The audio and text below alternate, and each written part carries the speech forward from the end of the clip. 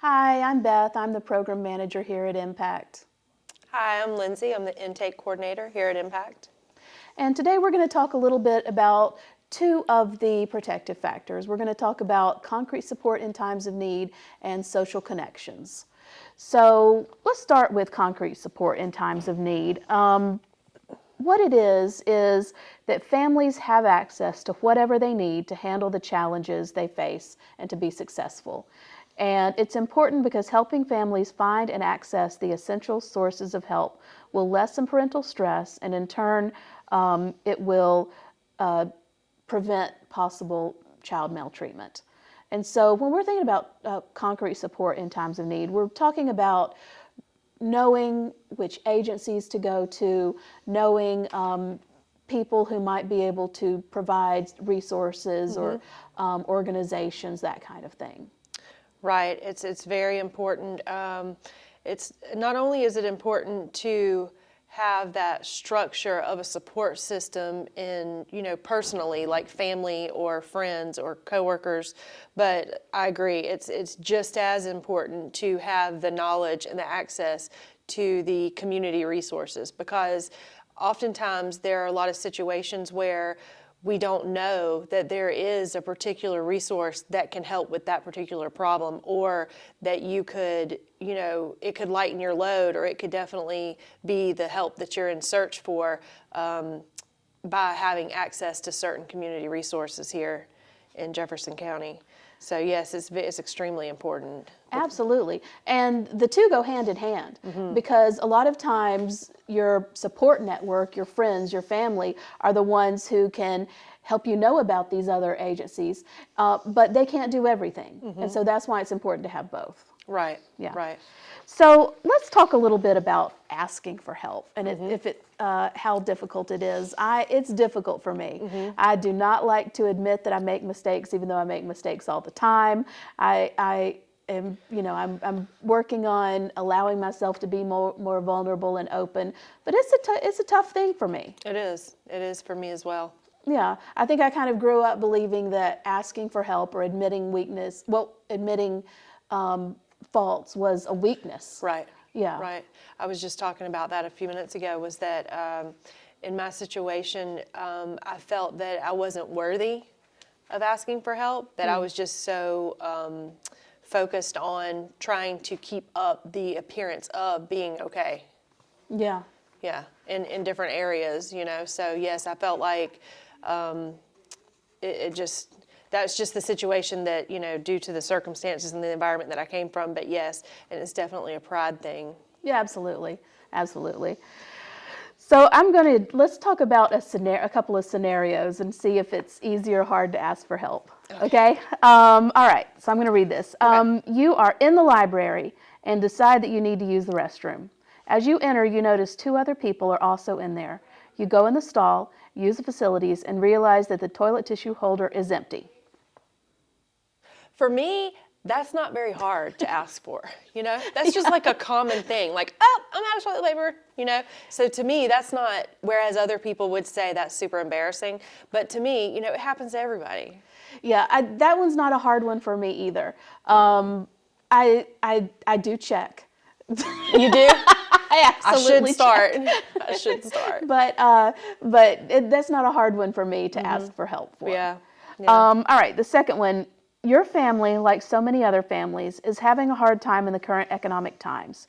You have just added up the grocery money and the bills for the month and realize that food this month will be very short. As a matter of fact, you won't make it until the paycheck at the end of the month. Now this one's harder for me to ask for help, just because of, like I told you, the situations, the environment that I was raised in. It's just things like that you just don't talk about. You just struggle through it. So, only through getting older and having access to people, and situations and that I wouldn't normally have had in my life, was I able to realize, with the help of other people's thinking and their beliefs and their experience, I was able to realize that it's okay to say, I'm having trouble. And it's not even about, Beth, do you have some money to loan me till the end of the month? it could come in the form of, I don't have any money until the end of the month. Okay, well, there's a class on financial stability or budgeting and finances. And that was something else that crossed my mind, is like, even me, when we have certain resources, and through another place that I've worked previously, when we have certain classes or opportunities for participants, I benefit from them myself. So it's like, I'm like, oh, are you going to come to the budgeting and finance class? And they're kind of like, I don't know. And I'm like, well, I know I need to be there, because it definitely helps me as well. Oh, absolutely. I have learned so much being here at Impact, being surrounded by, I guess, the social supports and the concrete supports that we have here, Yes. with the other members of our team, hearing what they've been through, hearing them teach on different subjects. I mean, it has definitely made me a stronger person than I would have been otherwise. Me as well. Yeah, but I also would have trouble asking for help in this situation because, Yes. it's hard. But what I think about now is how it feels to me when someone asks me for help. That I feel grateful that they've trusted me with what's going on. And I try to think about that when there are times that I need to ask for help. They're not going to look at me the way that I'm feeling like they're looking at me. They're going to see, oh, she trusted me. I know that she wouldn't be asking for this if she didn't really need it. And so, that's what I try to think about, but it's still hard for me to ask for help. Right. I have to practice having compassion for myself. The same compassion that I so freely give everyone else, I have to show it to myself as well. Yeah. I'm working on that. We're all a work in progress. What do you think are some things that might make it easier to ask for help in that situation where you don't have enough to make it to the end of the month, either from an agency or from a person that you know? I would say, just off the first thought that crosses my mind would be, an example would be, do you know of anywhere that, is a food bank that I could go and get some food just for the month? And that, to me, because of, again, things that I deal with myself, is better than asking, in my mind, is better than asking for any type of money, because I don't want to stress you out with what you have. I don't want to stress your finances out. So to me, I think it would be easier for me to say, do you know of anywhere like a food bank or anything like that where I could go and get some groceries for the month? And also, in turn, just through experience with suggesting it to other people, is once you go and sign up for certain resources and you use them, you get plugged into other resources. So, okay, well, I'll go to the food bank and I'll get a box of food for this month, because that's what it says, that I don't have food for the month to make it. And then in doing so, I fill out my information, and then they offer a budgeting and finance class, which these are things in my mind, I think, who wants to go to a budgeting and financing class? Like, math is not my strong point.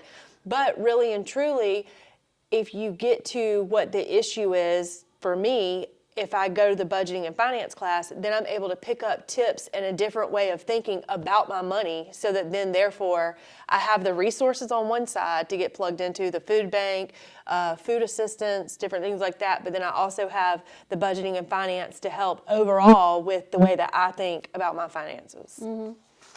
Yeah, I also think for me that having asked for help before, it's one of those things that it kind of takes practice, and I know that for me, who I tend to ask, usually if it's somebody who has been open with me, about some stuff that they've gone through, it makes it easier for me to be open with them. Right. And so I try to think about that, and I'm working on it, trying to be more open about stuff that's going on. Yeah. Let's talk about family stress and some signs that families might need additional support.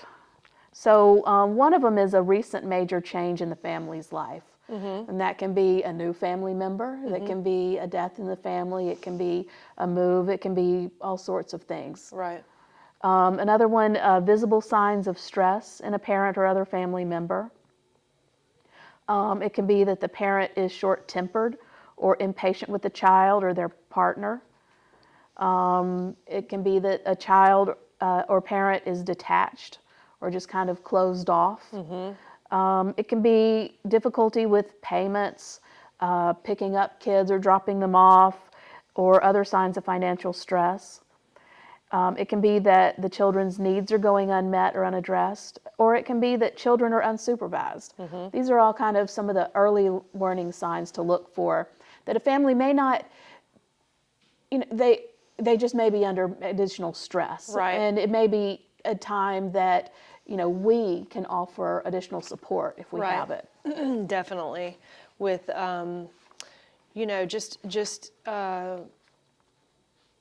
sometimes I just tell participants, and even because I go so much off of my own experience, is that, if they're going through something or they're dealing with something that's highly stressful, not only do I'm supportive of them, or I'm compassionate, I'm understanding, I'm like, yeah, I know, that's stressful, but I also offer them to be able to talk to someone else, their case manager, or our therapist that we have, or another, or you, for sometimes, I'll offer them to see if there's something that you could help them out with that would help their situation, so that it'll ease up that stress, so that, like it says here, so that it'll help, so that it doesn't cause them, not only if it's, to their children, but to just be really stressed out, that feeling that they have inside. And sometimes being stressed out like that, you make the wrong decisions, you act out. And I know I have a lot. And so, yes, it definitely helps a lot to be able to, when we see someone that's in some sort of stress, or their child, or we can just tell that they're overwhelmed, for them to know that we're here, and we're here to help them with different things. And it might lead to outside resources as well, but a lot of times I've found that it helps that people know that when they come here, that they are going to get supported and encouraged and motivated, and that we don't have, that we've been through things too, and that we don't have our life together every day either. So, Yeah. definitely helps. Yeah, absolutely, absolutely. Also, let's talk about some of the early warning signs of child abuse and neglect that you might see in children. One of them is isolation of the child or the family, meaning that they're not coming to school or to classes or to groups as much anymore. Another one might be personality changes.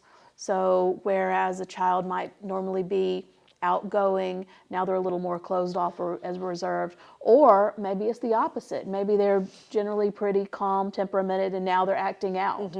Those are some things that might be a warning signs. Right. No. Because down here I saw where it said that those types of dramatic changes in young children or adolescents usually indicate that something is wrong. They can be common early indicators of physical, sexual, or emotional maltreatment. Yeah, and it doesn't always mean that. Right. But it can be a warning sign, Right. and it may be a time that you as a support person for that family might, just ask some more questions. Right. Another one is an unusual presence of fear or apprehension. If a kid is startled a lot, or if they don't seem to be able to settle down, that can be one that's just a warning sign.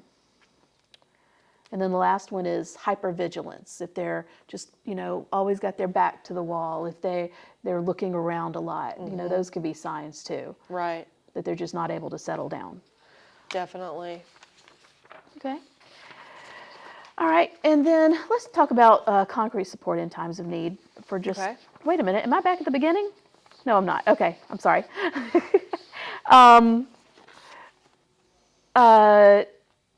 Here we are. So I think that kind of talks, concrete support in times of need is important. Social support is from family members, from friends is important. Both of them are things that are able to help families just take that stress down a little bit. Right. And when you take that stress down, it helps prevent possible child maltreatment. because Right. we want to always be able to do what we can to keep, anything from happening in the future. Right. What comes to mind really quick is that I know I've experienced situations where I did not have that social support. I didn't have the family members that would give me a break to watch my kids just so I could get a break. And it just led to me being burnt out and being aggravated and just being in a negative state for so long. And that, given if I knew then what I know now, I would have.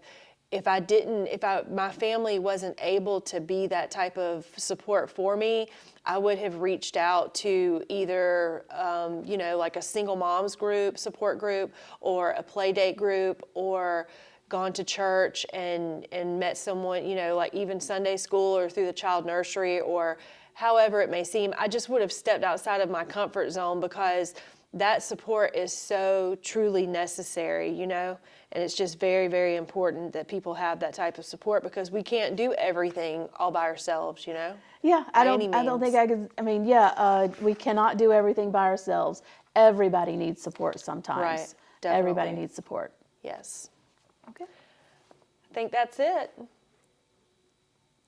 Oh, I thought. Okay. But like wrapped up like, okay, y'all, thank you for listening, or they just finish it like that. That way they'll know it's a definitive end. Okay. I thought we did that. Just to wrap it up, so we're thinking about concrete support, meaning agencies, organizations that you can go to, and also social supports, the family members, the friends, your kids' friends' parents Right. that you can go to, and how important it is Yes. to have those supports in your community, in your family, and that it can just help take down that stress Right. so that you can be more present for your kids. Definitely help you all have a better quality of life overall.